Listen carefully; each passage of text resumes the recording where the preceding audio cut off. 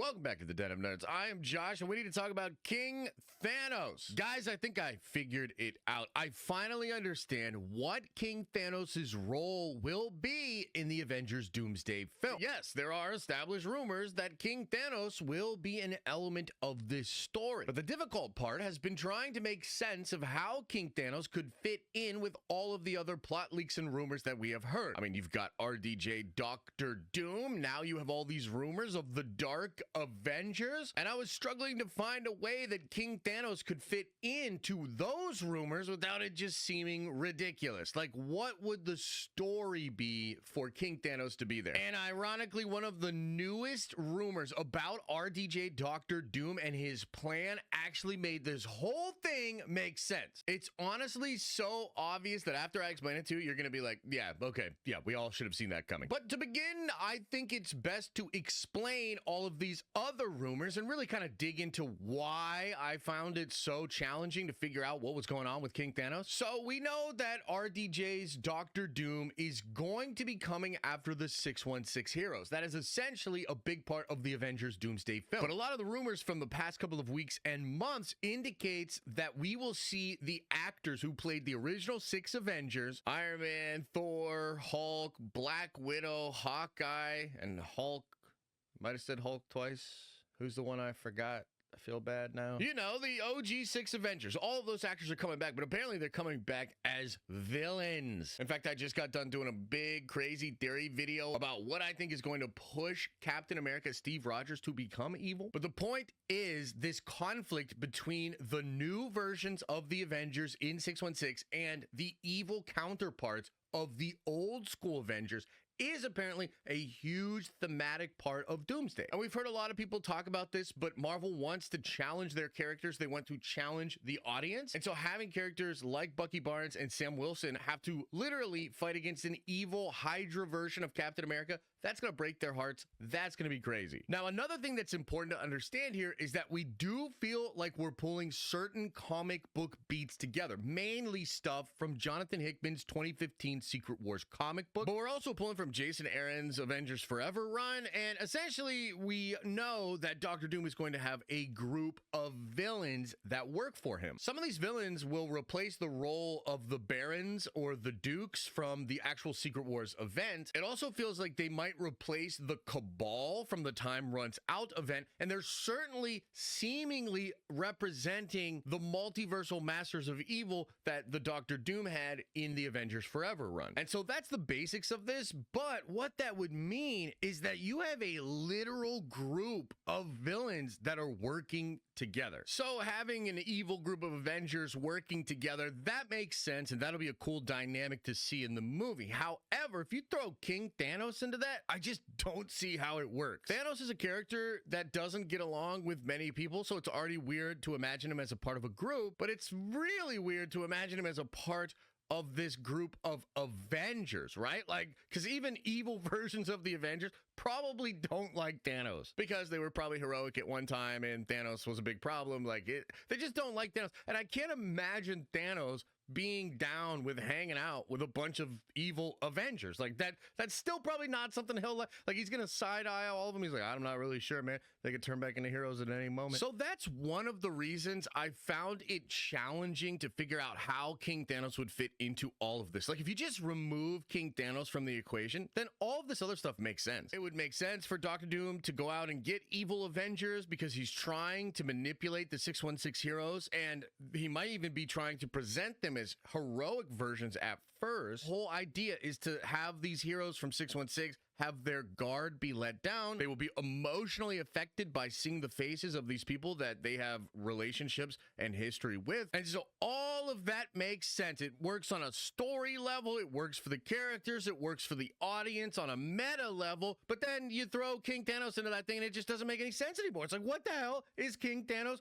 doing here? Okay, but now let's talk about some newer rumors that begin to explain this. This is when I started to figure it out. So, according to My Time to Shine Hello, Doctor Doom will realize that his face looks like the face of Tony Stark from the 616, and he is going to use the fact that he looks like a hero to first appear as an ally. Now, that's really interesting, but it also ties into these other rumors about the evil Avengers. One of the things that Paul from Heavy Spoilers first said when he reported that Scarlett Johansson is returning as an evil version of the Black Widow was that you'll have scenes with Yelena, and Yelena will see Natasha and be so excited to see her. And Yelena will want to tell Natasha all of these things. And so much of Yelena's trauma is wrapped up in Natasha just going away and the snap and all of that. But oh no, it's an evil Black Widow, right? That flip will eventually happen and they will eventually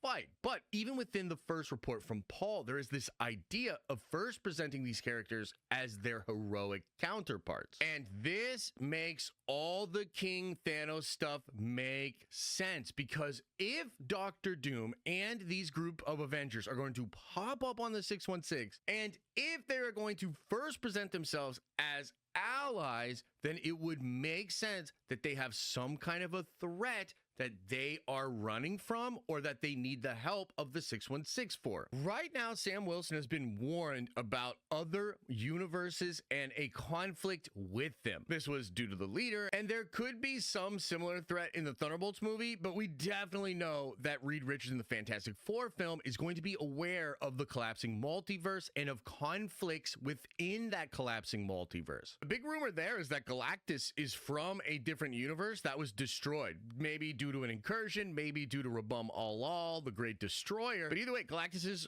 universe is gone. He's seeking Franklin Richards, the son of Reed, to recreate his old universe. This is crazy. Anyways, the point is everybody is primed for a multiversal conflict, okay? And so what I think will happen in Doomsday is Doctor Doom and these Avengers will pop up, and they'll likely claim to be variants of the characters we know from the multiverse, and they're here because there's this massive multiversal threat and they need the help of our Avengers. I mean, that makes sense, right? That would be the perfect way to get everybody to work with these Avengers. If you put this pressure on them, like there's this impending thing coming that's going to destroy everybody, that gets everybody to be super focused on that. And if you think about it, what would be the perfect threat coming to 616 that would get that entire planet to be terrified and to act out of fear? It would, of course, be a variant of Thanos, the character that snapped half of the people away in this universe, a character that everybody knows about, everybody fears. And then, wait a minute, there's an even more powerful, even more sinister version of Thanos? Because that's what King Thanos is, right? So King Thanos is from a reality in which he wins and conquers everything in that universe. He's like the most powerful version of Thanos in the multiverse. He's an absolute badass. And so if RDJ's Doctor Doom pops up on 616 in Doomsday and he pretends to be an Iron Man variant and he starts to get the heroes to try to help him to fight against King Thanos, and then all of a sudden King Thanos shows up, then all of the Avengers are going to start fighting against King Thanos. But guess what that is?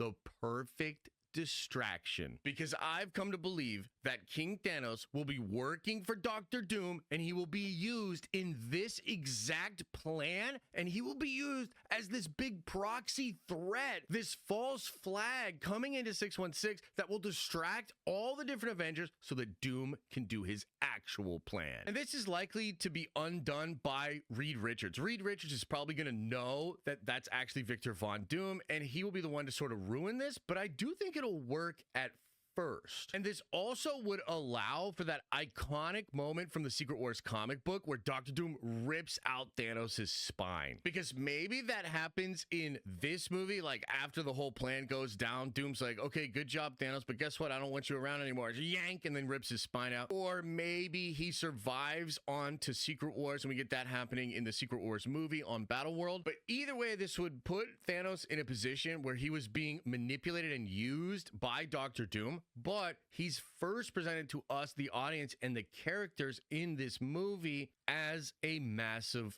threat. I think this is pretty much the only way that this could actually work in the film. So I actually believe this is real, man. I think King Thanos is going to be used as this proxy threat. I'm really curious as to what you think about it. Is there something I missed out there that maybe contradicts it? Let me know in the comment section below. And as I always say, I hope you are having an awesome and a nerdy day, and I'll see you in the next video.